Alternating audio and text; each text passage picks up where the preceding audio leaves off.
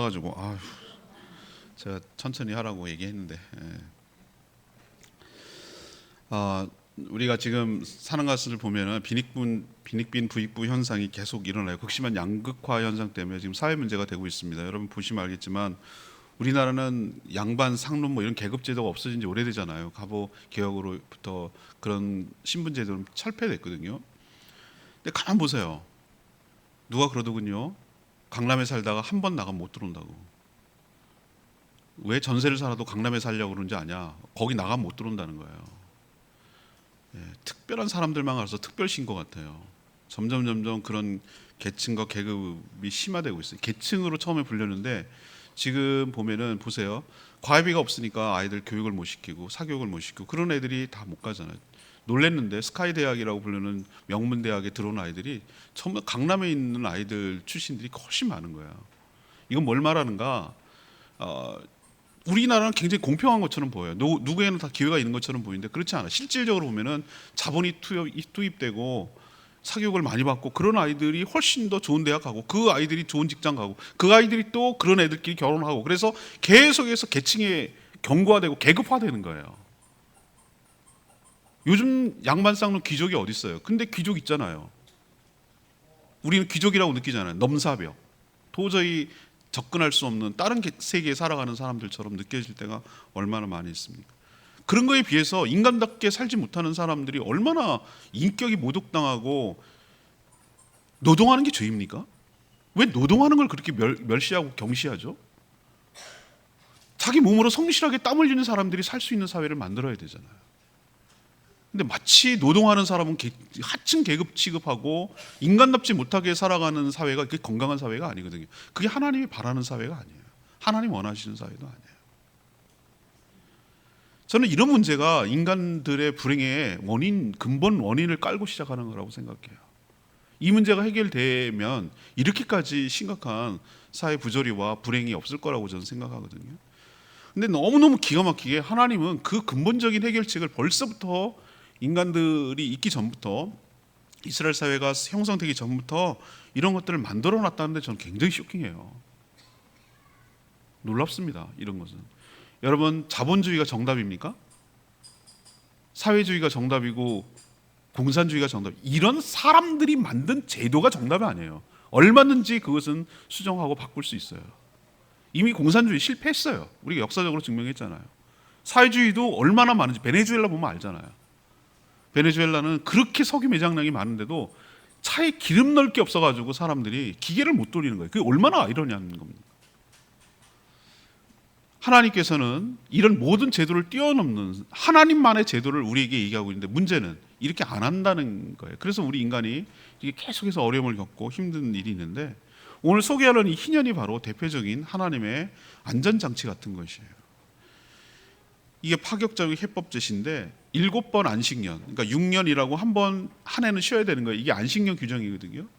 안식년 규정을 이렇게 7번을 하는 거예요. 7번에 7번 하면 어떻게 되겠습니까? 안식년을 49년이에요. 49년도 안식년인데 7번째 안식년이 되는 그 다음 해, 그러니까 50년이죠. 50번째 되는 해, 그 해를 희년이라고 불렀어요. 우리는 이렇게 희년이라고 번역한 이유인데 기쁠 희자를 쓰는 거예요. 기쁜 해, 기쁜 그 해는 정말로 기쁜 거예요. 기쁠 수밖에 없어요. 좀 이따 설명하겠지만 그날은 정말 기쁜 해예요. 50년 만에 돌아와요. 50년마다. 왜? 50년마다 오늘 제목이 설교 제목이 뭡니까? 리셋, 리스타트.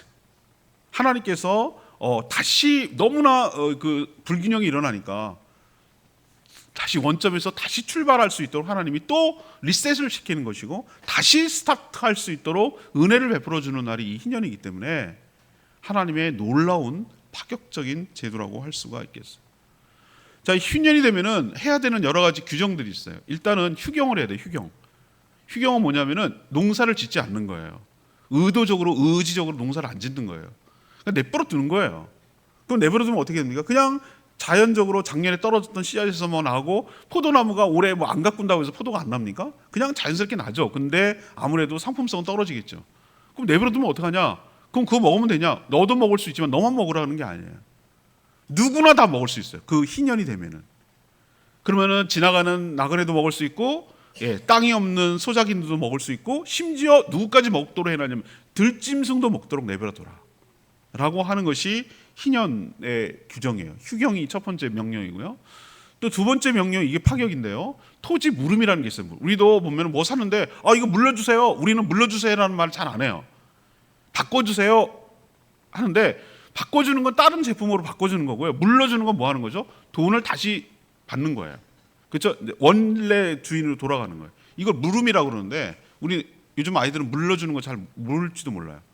기업 물음이 일어나요. 희년에는 무슨 얘기냐면은 50년 동안 가난해가지고 땅을 팔고 사고 이렇게 했었는데 그 사람들이 땅도 팔고 노예가 돼버렸어요. 근데 어떻게 합니까? 땅도 없어요. 그래가지고 땅을 팔았어요. 누구한테? 팔았는데 그 판 사람이 뭐라고 얘기했냐면은 도로 원래대로 가져가는 거예요.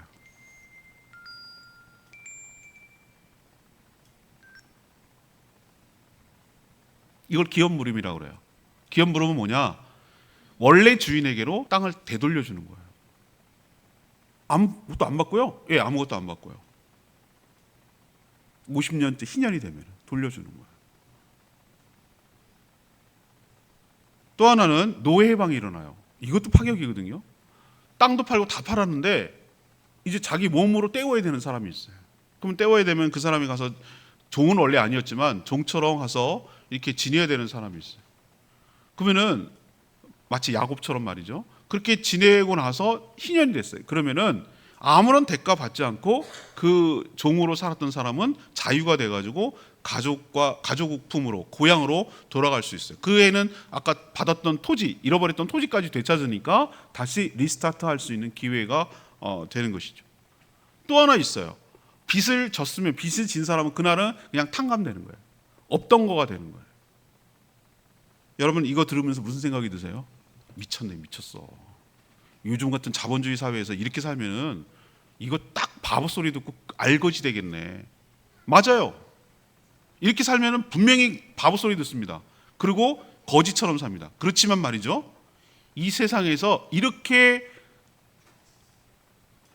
양극화 현상과 빈익빈 부인 현상을 근본적으로 해결할 수 있는 하나님의 유일한 해결책이에요. 문제는 우리가 하나님을 신뢰하지 않아요. 하나님의 말씀에 불순종해요. 안 믿고 안 따라해요. 그러니까 어떻게 됩니까? 계속해서 불행은 더 심화되고 더 어려워지는 일이 벌어지는 것이죠. 우리 인간이 얼마나 얄팍한 줄 아십니까? 하나님 말씀대로 살지 않으면서 뭐는 받고 싶은지 아세요? 복음 받고 싶어요. 이게 얼마나 모순되는 행동이냔 말이에요.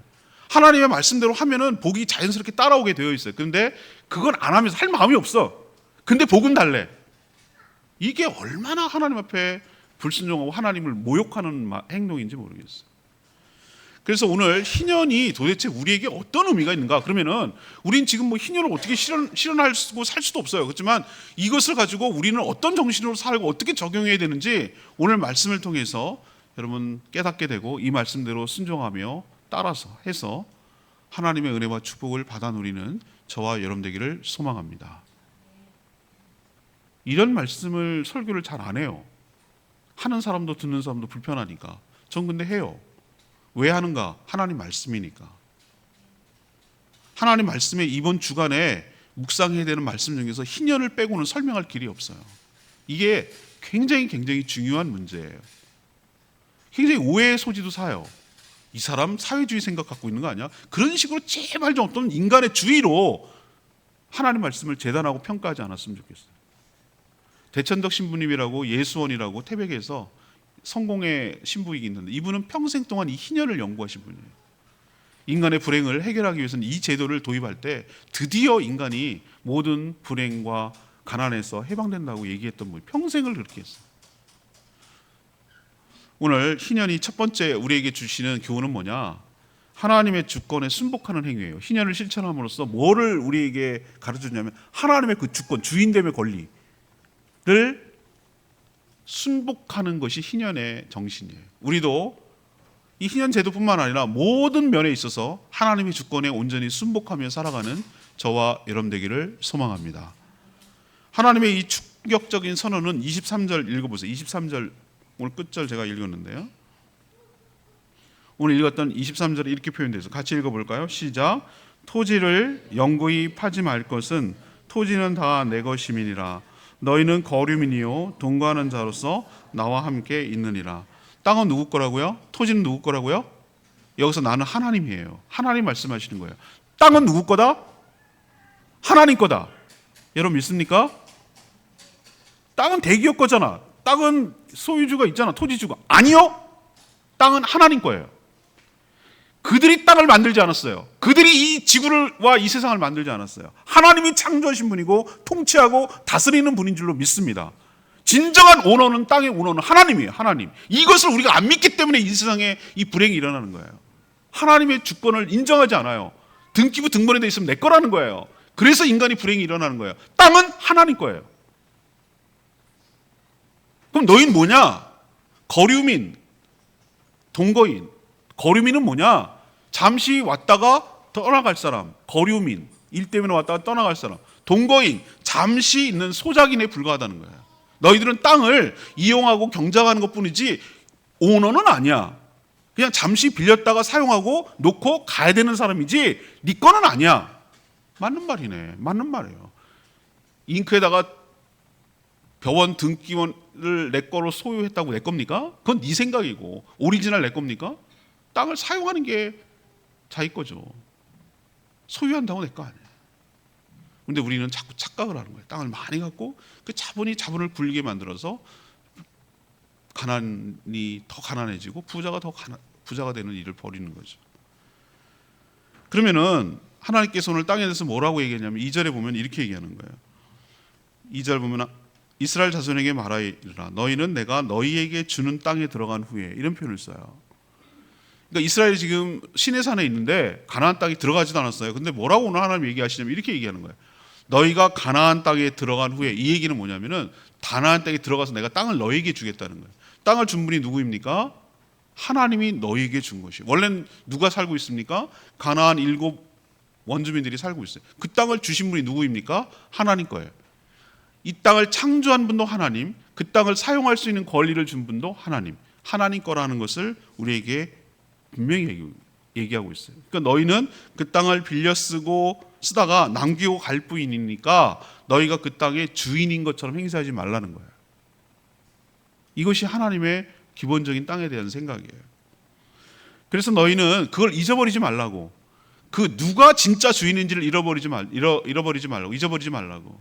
하나님께서 성악가를 두신 이유는 누가 이 땅을 창조하고 누가 너를 창조했는지 잊어버리지 말라고.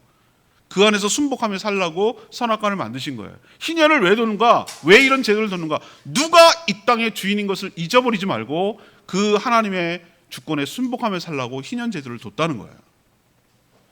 그래서 여호와 앞에 2절 보니까 여호와 앞에 이 희년을 행하라. 그러니까 이것이 니네끼리 하는 게 아니고 하나님 앞에서 행하는 하나님의 순복하는 행위고, 또 4절에 보니까 여호와께 대한 안식이라고 그랬어요. 하나님을 위해서, 하나님께 대한 예우로, 하나님께 대한 존경과 하나님에 대한 사랑과 하나님에 대한 경배의 의미로, 그 말에 순종한다는 의미로 여호와께 대한, 여호와 앞에서 이 모든 희년을 시행하라고 오늘 말하고 있어요.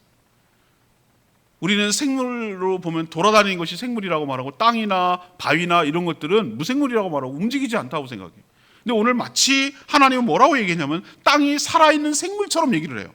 땅도 쉬어야 돼. 알뜰하게 부려먹고 뽑아먹으려고 하지 마. 땅도 6년 동안 했으면 1년 동안 묵혀놔라. 지력을 회복하고 땅의 힘을 회복할 수 있도록 놔둬라. 희년이 되면은 안식년 다음에니까 이 2해 동안 놔두는 거거든요. 땅도 쉴 수 있도록 해라. 너희들이 이 땅에 쉬지 않고 계속해서 경쟁해가지고 뽑아먹고 계속해서 해가지고 하려고 그러면 내가 강제로 쉬게 하겠다 그랬어요. 강제로 쉬었습니다. 언제?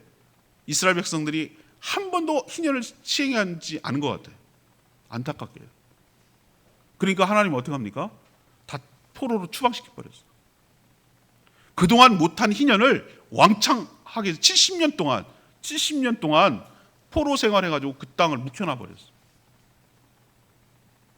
쉬게 하셨어요. 강제로 쉬게 하셨어요. 여러분, 우리 명심해야 될 게 있어요. 우리도 하나님께서 안식일을 하나님 앞에서 행해라.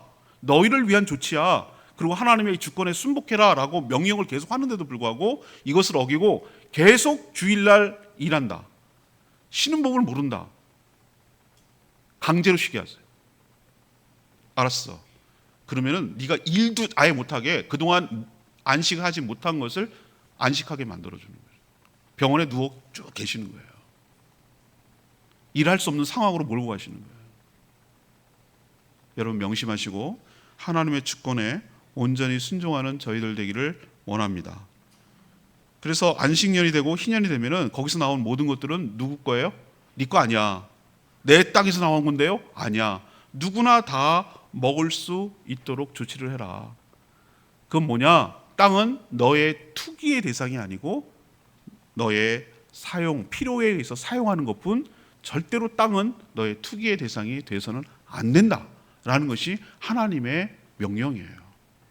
우리는 희년을 생각하면서 우리는 땅도 가진 것도 없고 뭐 농사도 안 짓고 그러니까 해당 사항 없네 이렇게 생각하지 말고 조금이라도 있으면 부동산 사놓고 땅 사놓고 이렇게 남들이 하는 것처럼 똑같이 하려는 그런 땅을 통한 욕망을 멈추라고 오늘 말씀하시고 하나님의 주권을 인정하고 하나님께 순복할 때 우리에게 복이 되고 우리에게 축복이 되고 우리에게 은혜가 될 줄로 믿습니다. 하나님이 명령한 대로 땅을 쉬게 하지 않으면 강제로 쉬게 하게 한다는 거 여러분 기억하시길 바라고 우리도 쉬지 않으면 강제로 쉬게 할 수 있다는 거 여러분 기억하시고 하나님의 이 말씀 하나님이 것이라고 말씀 하나님이 주인됨의 권리를 인정하고 그 하나님의 주권에 온전히 순복하며 살아가는 저희 모두가 되기를 원합니다. 이게 희년의 정신이에요. 두 번째 희년의 정신은 뭐냐? 하나님의 사랑을 실천하는 거예요. 하나님의 사랑을 실천하는 것이 바로 희년의 정신이에요. 안식년 49년째죠. 50년 희년이죠. 이때 경작을 하지 말라고 했어요. 이때 자연적으로 나는 열매들은 누구나 다 먹도록 하셨어요. 심지어 누구도 먹었냐면 들짐승도 와서 먹어도 건들지 말라, 내쫓고 그러지 말라고 그랬어요. 이걸 통해서 우리는 저는 어떤 걸 느끼냐면 이런 걸 느껴요. 하나님은 사람만, 자기만의 하나님이 아니라 모든 피조물의 하나님이신 줄로 믿습니다. 심지어 들짐승까지도 하나님은 사랑하신단 말이에요. 들짐승도 먹을 수 있는 기회를 주신단 말이에요. 희년과 안식년이 없으면 울타리를 쳐놓고 다 내쫓고 못 먹게 하고 우리도 그렇잖아요. 막 돼지들 와서 먹는다고 막 전기철조망 쳐놓고 막 별의별 다 하잖아요. 약도 막 쳐가지고 죽게 만들고 이렇게 하잖아요. 왜? 탐욕이 극에 달하니까. 근데 희년 때만큼 그러면 안 돼요. 놔둬야 돼. 그냥 울타리도 치지 말고 내버려 둬야 돼. 그래서 나그네들도 먹고 땅 없는 사람들 가서 따먹고 들짐승도 먹고 다 가축들도 먹고 다 먹을 수 있도록 하라. 이 얘기는 뭐냐면은 나는 모든 이 땅의 피조물들을 사랑하고 거두는 하나님이란 뜻이에요. 땅을 또 팔렸어.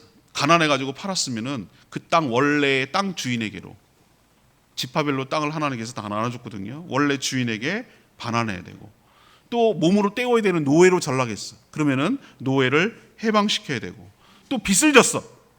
그것도 빚도 탕감해야 되고. 왜 그렇게 하실까요? 왜 하나님이 이렇게 하실까요?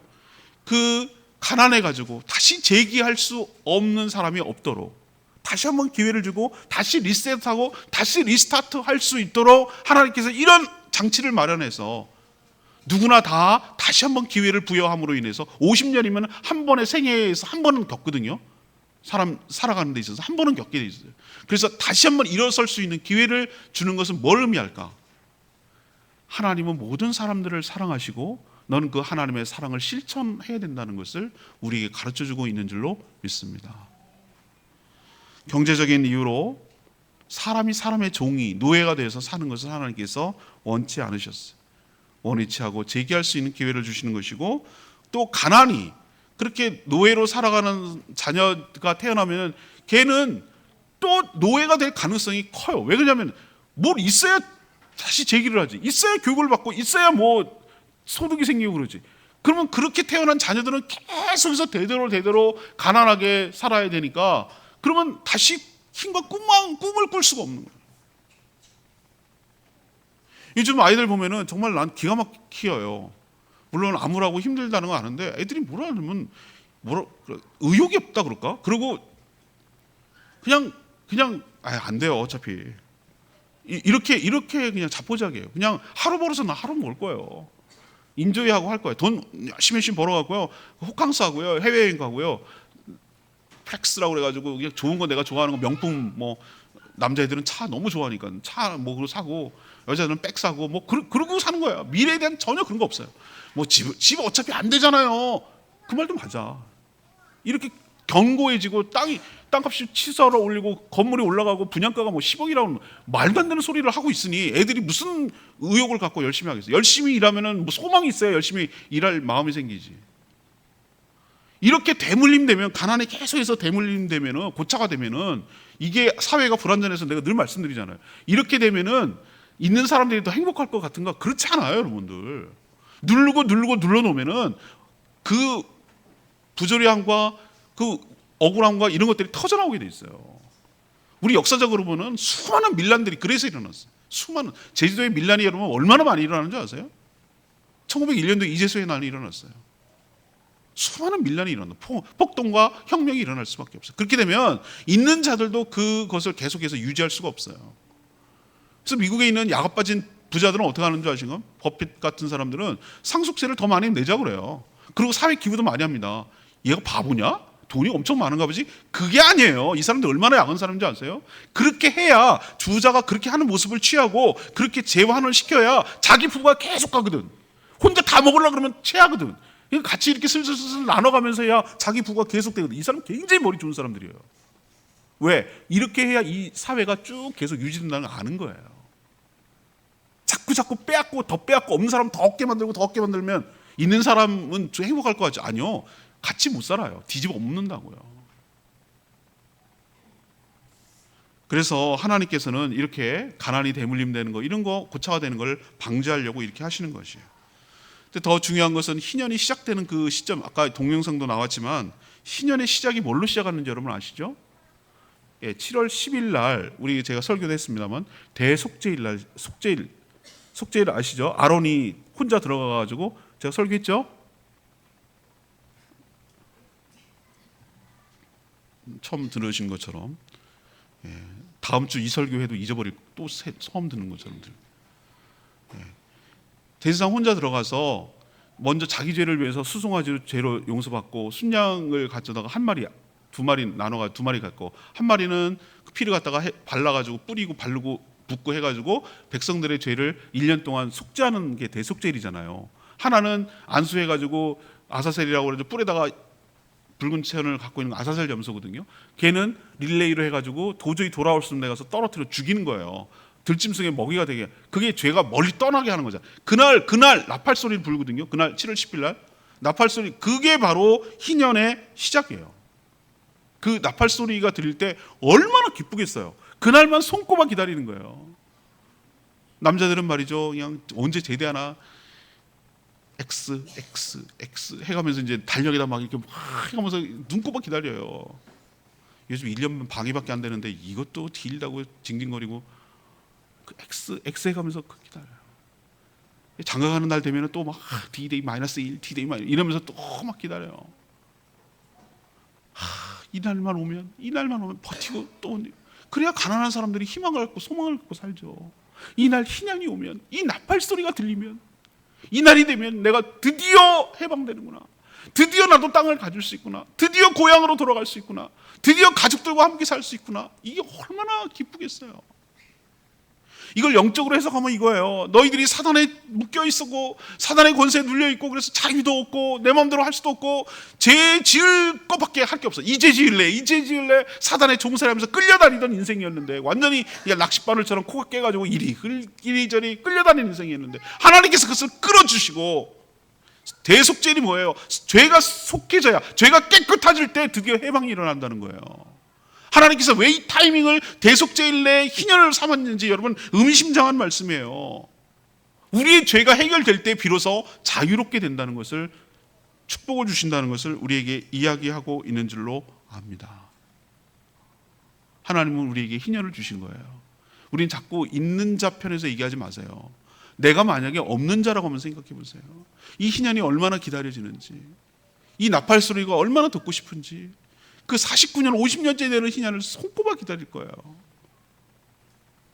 하나님은 모든 사람들에게 은혜를 베푸시고 모든 피조물들을 사랑하시고 그러니 너희들도 실천하며 살라는 거예요.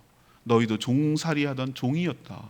출애굽하기 전에 이집트의 노예로 살던 것을 내가 해방시켜주고 너에게 자유를 줬으니 너도 이제 너의 동족을 종으로 삼지 말고 희년이 되면 다 풀어주고 돌려주고 다시 해라. 그러면 너에게 은혜와 축복을 줄 것이야. 이것이 희년 정신이에요. 희년 정신을 정리하면 희년은 뭐 하는 것이냐? 하나님의 사랑을 실천하는 것인 줄 믿습니다. 자, 마지막 희년의 세 번째 의미는 뭐냐? 하나님의 은혜를 신뢰하는 것이에요. 안식년이 7년, 6년 동안 하고 그 다음에는 1년 안식년이잖아요. 이 7년을 7번 하면은 7, 7이 49가 돼요. 49년째도 안식년이에요. 근데 희년은 그 다음 50년이잖아요. 그러면 49년도 일도 휴공하고 다 똑같이 하고 또 그 다음에 50년째도 또 아무것도 안 하고 그러면 총 몇 해를 굶어야 되는 거죠? 3년. 왜 3년이냐면은 보세요. 그 다음 51년이 됐어요. 그러면 씨 뿌리면 씨가 금방 나서 먹습니까? 농사를 지면은 그 1년은 또 기다려야 되잖아요. 그 나오려면. 그러니까 총 3년 거의. 당연히 여러분도 그런 질문이 나올 거고요. 이스라엘 백성들도 당연히 그런 질문을 할 거예요. 하나님 그럼 알겠어요. 그럼 하나님 알겠다고요. 그러면 이렇게 농사를 짓지 못하는, 물론 자연에서 나오는 건 따먹을 수도 있지만 3년 동안 뭐 먹고 살 것입니까? 이렇게 묻잖아요. 우리 그러면 쫄쫄이 굶고 손가락 팔고 있으라고요? 하나님 알겠는데 그렇게 하면 우린 굶어 죽으라고요? 저 사람 다 자유 주고 해결해 주기 위해서 나는 굶어 죽으라고요? 이게 말이 됩니까? 그럼 나는 안 사랑하는 겁니까? 이렇게 나온다고요. 토지주들, 자본가들이 이렇게 말합니다. 왜 없는 자들만 저렇게 위해? 우리가 뭔 죄를 졌어? 이렇게 얘기한다고요. 하나님 우리도 사랑하지 않나? 이렇게 얘기해요. 그 질문을 오늘 20절에 나와 있어요. 벌써 하나님은 우리 속마음을 훤히 읽으시고 그 얘기를 합니다. 20절에 뭐라고 합니까? 만일 너희가 말하기를 우리가 만일 일곱째 해에 심지도 못하고 서출을 거두지도 못하면 우리가 무엇을 먹으리요? 뭐 먹고 살라고요? 이렇게 질문하는 게 예상이 되고 하나님이 다 추측을 해서 대답을 하셔요. 하나님의 약속은 이거예요. 내가 여섯째 해 22절 보세요. 21절 내가 명령해서, 명령이라고 표현하셨어요. 21절에 내가 명령을 해서 하나님이 약속하신 거죠. 여섯째 해에 너에게 복을 너에게 줄 건데 그 소출이 3년 동안 쓰기에 족하게 하리라. 여러분 아멘입니까? 뭐 먹고 살라고요? 라고 했을 때 안식년 또 플러스 희년이 시작되기 전 6번째 해에 그 해는 유달리 하나님이 명령이라고 그랬어요. 명령. 하나님이, 그러니까 여러분이 못 믿는 이유는 하나님 명령한다고 소출이 갑자기 되냐? 그러니까 여러분 못 믿는 거예요. 못 믿으니까 맨날 가난하게 살 수도 있을 수도 있겠다는 생각이 들어요. 하나님 신뢰하지 않고 못 믿으니까. 근데 하나님 분명히 뭐라고 약속했냐면은 6번째 되는 해에 너희들이 3년 동안 먹을 수 있는 것을 충분히 내가 수확할 수 있도록 하겠다라고 하나님이 약속하셨어요. 명령을 내린다, 땅에다가. 그게 가능해요? 가능합니다. 가능한 샘플을 내가 말씀드리죠.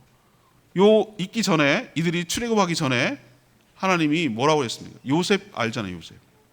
요셉이 꿈을 꿉니다. 2번의 꿈을 꿉니다. 바로를 통해서. 그것은 공통적이에요.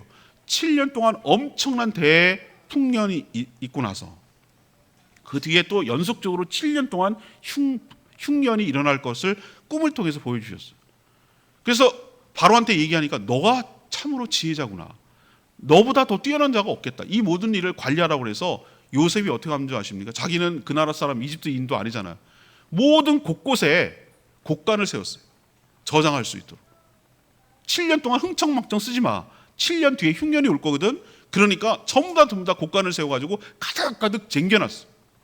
아니나 다를까 7년 후 8년째부터 7년 동안 내리 흉년이 오는데 이집트 백성들만 풍족이 계속 먹을 수 있었고 심지어 다른 주변 나라들까지 흉년이 되니까 가나안 땅, 다시 말해서 야곱의 다른 자녀들까지도 다 양식사로 올 정도로 풍족했다 이 말이에요.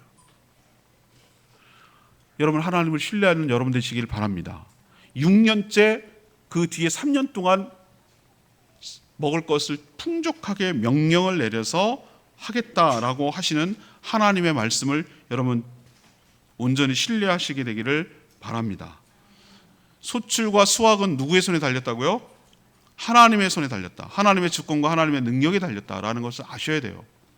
여러분이 수입은 누구의 손에 달렸다고요? 하나님의 손에 달린 줄로 믿습니다. 에이, 뭔 소리 하는 거예요, 목사님. 내가 일한 만큼 버는 거지. 그래서 안 되는 거예요. 여러분이 수입이 생기고 살아갈 수 있는 힘은 하나님의 은혜로, 하나님의 명령으로 주시는 것인 줄 믿습니다. 이렇게 하면 바보 소리 듣고 거렁뱅이 돼요, 거지 돼요 라고 말하지 말고, 그렇게 할 때 하나님께서 믿음으로 순종하는 자에게 어떻게 하시는지를 여러분들이 경험하시려면 순종할 때 이런 축복을 보게 될 줄로 압니다.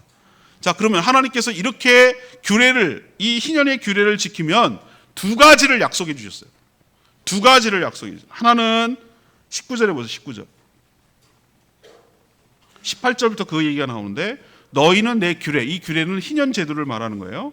내 법도를 지켜라. 아까 말했듯이 법도는 휴경하는 거, 토지 물러주는 거, 노예 해방하는 거, 비탕감하는 거, 이거 전부 다 디테일한 매뉴얼이에요. 규례, 법도예요. 그렇게 하면 18절에 너희가 그 땅에서 안전하게 거주할 것이다. 안전에 대한 보장. 19절, 땅은 그것의 열매를 낼 거다. 그럼에도 불구하고 너희가 농사를 짓지 않고, 그럼에도 불구하고 땅은 계속해서 열매를 낼 거다. 그래서 너희가 뭐하고? 배불리 먹고 거기서 안전하게 거주하리라. 여러분 아멘입니까? 하나님 두 가지 약속해 줬어요. 하나는 그렇게 해도 너희들이 거지되고 굶어 죽고 막 아사가 일어나고 그렇게 하지 않고, 너희가 땅에서 계속 소출이 나서 풍족, 그냥 막 겨우겨우 근근히 사는 것이 아니라 너희가 배불리 먹고라는 얘기는 풍족하게 너희의 필요를 채울 것이며, 또 하나 중요한 게 있어요. 배불리 풍족해도 외부의 침략이 있거나 전쟁이 있거나 뭐 자연재해가 있거나 무슨 일이든지 간에 안전이 보장되지 않으면 아무리 풍족해도 소용이 없는 일이에요. 근데 하나님께서 두 번째로 보장을 약속하는 게 뭡니까? 너희가 거기서, 딴 데서 아니야, 너희가 거기서 안전하게 거주할 수 있도록 내가 울타리를 쳐주고 보호해 주리라. 이게 하나님의 두 가지 약속이에요. 이렇게 행할 때 결국 이 안식년을 지킬 거냐 또 희년을 지킬 것이냐는 결국 우리 믿음의 문제예요. 선택의 문제예요. 하나님을 신뢰하는가, 하나님을 의지하는가, 하나님의 은혜로 사는가, 이것을 내가 결정해야 되는 문제예요. 나는 하나님을 못 믿겠습니다. 그럼 네 힘으로 살아. 나는 주일날이고 뭐고 그런 거 없습니다. 맨날 일벌레처럼 일해. 그렇게 살아. 그리고 그 결과도 네가 책임져. 너는 안식이라는 걸 모르고 살 거다. 평생 동안 일벌레로 살다가 그냥 그렇게 죽을 거야. 안식이 뭔지도 모르고 죽을 거다. 그게 행복한 인생입니까? 막 죽도록 일을 했어. 한 방에 훅 사기당하고 사건 터지고 감당이 안 돼. 교통사고 터졌는데 아버지는 암이래. 애들은 속속에서 경찰서 들락날락거려. 모아놓은 10억 변호사비, 병원비 싹 다 하니까 싹 알거지되고 마이너스 통장에 딱 들어오더래요. 하나님이 걷어가시면 순식간에 걷어가요. 7년 풍년을 주신 분은 7년 흉년도 주실 수 있다는 거 여러분 명심하셔야 돼요. 결국 우리의 문제예요. 뭐의 문제? 우리 믿음의 문제. 하나님을 신뢰하는가? 하나님을 신뢰하면 그 말씀대로 순종하는 것으로 우리가 신뢰가 나타나요. 우리가 믿는다는 건 말로 믿는 게 아니에요. 말로 믿는 게 아니고 우리의 삶으로 믿는 거예요. 믿는 대로 우리는 살게 되어 있어요. 하나님을 믿을 수 있기 때문에 안식년도 하는 거고 안식일도 지키는 거고, 하나님을 믿기 때문에 희년도 하는 거예요. 그걸 못 믿으면 하나님의 축복은 없어요. 배불리 먹지도 못하고 죽을 때까지 일만 할 것이고 안전하게 거주하지 못하고 늘 불안한 가운데 살 거예요. 오늘 말씀 듣고 하나님의 은혜를, 하나님의 축복을 신뢰하며 살아가는 저희 모두가 되기를 원합니다. 자, 그러면 이게 신약으로 넘어오면 어떻게 해결되는가? 예수님께서 이 희년을 우리에게 실천하셨어요. 실현해 주셨어요. 그게 여러분 누가복음 4장 18절에 나와요. 여러분 한번 이거는 찾아보시는 게 좋을 것 같아서 내가 거기다 놨어요. 복음서로 넘어오세요. 누가복음 4장 몇 절요? 18절 한번 찾아보세요. 누가복음 몇 장? 4장 18절이에요.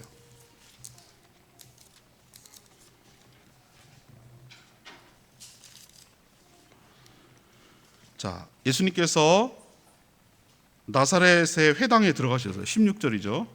그래서 어디를 딱 두루마리 성경을 꺼냈냐면은 이사야 선지자의 이렇게 두루마리 성경책을 꺼냈어요. 그리고 18절부터 읽기 시작해요. 주의 성령이 임하셨으니 가난한 자에게 복음을 전하게 하시려고 내게 기름을 부으시고 나를 보내사 포로된 자에게 자유를, 눈먼 자에게 다시 보게 함을 전파하며 눌린 자를 자유롭게 하고 주의 은혜의 해를 전파하게 하려 하심이라 하였더라. 책을 덮어 그 맡은 자에게 주시고 앉으시니 회당이 있는 자들이 다 주목하여 보더라. 21절이 중요해요. 이에 예수께서 그들에게 말씀하여 이르시되 이 글이 오늘 너희 귀에 응하였느니라. 이 말이 너희에게 성취되었느니라. 이사야서에서 이 말이 어떤 말이죠? 이게 희년을 두고 하는 말이에요. 희년을. 포로된 자에게 자유를, 눌린 자에게 다시 자유함을. 은혜해가 뭐겠습니까? 주의 은혜해가 바로 희년이에요. 내가 옴으로 인해서 너희들은 지금 토지, 노예, 사람에 대한 희년만 얘기했지 이게 영적으로 어떤 의미가 있는 줄 아냐? 너희가 사단에게 포로가 되어서 종살이 하던 곳에서, 자유가 없던 곳에서 내가 너희에게 자유를 선포하고 모든 죄와 사망과 사단의 권세로부터 끊어내고 해방시켰어. 너희에게 진정 기쁨의 해가 되도록 내가 그것 때문에 왔다는 거예요. 그리고 그것이 너희에게 이루어졌느니라. 보아스 같은 역할을 해줬어요. 나오미 집안에 전혀 희망이라고는 찾아볼 수 없는데 보아스는 자기 희생을 통해서 룻과 사이에서 자녀를 낳고 나오미 집안을 다시 회복시켜줬어요. 희망이 되었어요. 우리는 도저히 희망 없이 살고 있었는데 예수님이 이 땅에 오셔서 자기 몸으로 제사장이 되고 제물이 되어서 십자가에 달려 돌아가심으로 우리가 죄와 사망과 사단의 권세에 눌려있던 우리들을 해방시키고 자유를 주고 다시 시작할 수 있도록 리셋하도록 리스타트하도록 은혜를 부어주신 줄 압니다. 이게 바로 주님의 은혜예요. 희년이 예수님을 통해서 실현된 거예요. 우리도 이 정신을 가지고 살아갔으면 좋겠어요. 첫 번째 여러분 실천할 것은 이겁니다. 하나님이 여러분의 모든 삶의 주인인 것을 기억하시기를 바랍니다. 우리는 주인이신 그분의 말에 따라야 할 줄로 믿습니다. 안식은 해도 되고 안 해도 되고의 옵션 개념이 아니라 하나님의 명령인 줄로 믿습니다. 모두 쉬라는 거예요. 일의 노예가 되지 말라는 거예요. 하나님만이 할 수 있는 신의 영역이라고 할 수 있는 안식을 너희도 내가 부여하니까 누리라는 거예요. 너만 누리지 말고 너의 종도 누리게 하고 너의 가축도 누리게 하고 일 시키지 말고 너희가 경작하는 땅도 쉬게 해라. 그래 해야 내가 너에게 복을 줄 것이야.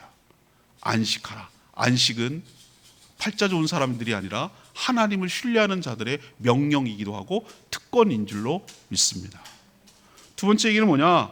구원은 모든 억압에서부터 해방되는 것을 말하는 것이. 아까도 말했던 죄와 사망과 사단의 권세로부터 또 해방되어야 되지만 우리가 가난으로부터 하나님은 자꾸 추상적인 개념으로 죄와 사망과 그건 죽는다는 얘기잖아요. 이렇게 얘기하기가 쉬운데 아니에요. 하나님은 오늘 제도적으로 실제 여기의 땅을 딛고 살아가는 우리들에게 얘기하고 있잖아요.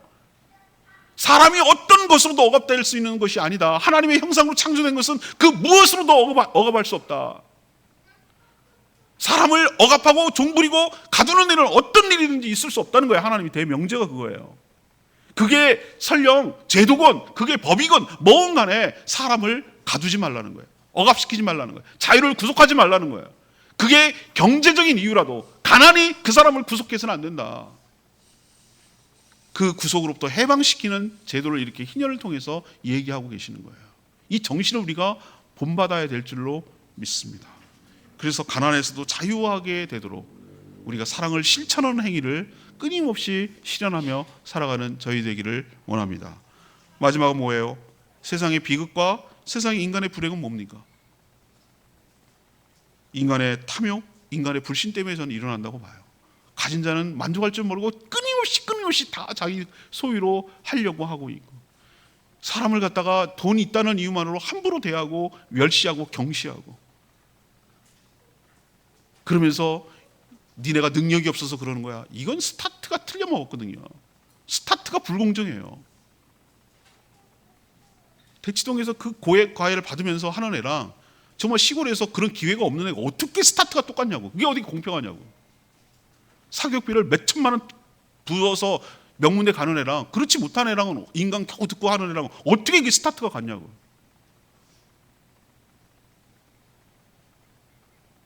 부모가 못 산다는 이유로 자녀까지 못 사는 게 그게 말이 되냐고요.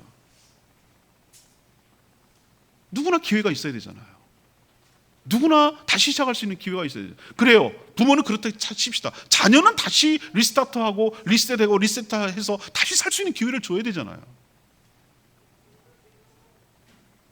하나님을 온전히 믿고 행하면 하나님께서 배불리 먹고 안전하게 거주할 수 있는 약속 축복해 주실 것을 믿고 우리도 희년 정신으로 이 땅을 살아가는 저와 여러분 되기를 소망합니다. 오늘 말씀 붙들고 기도하겠습니다.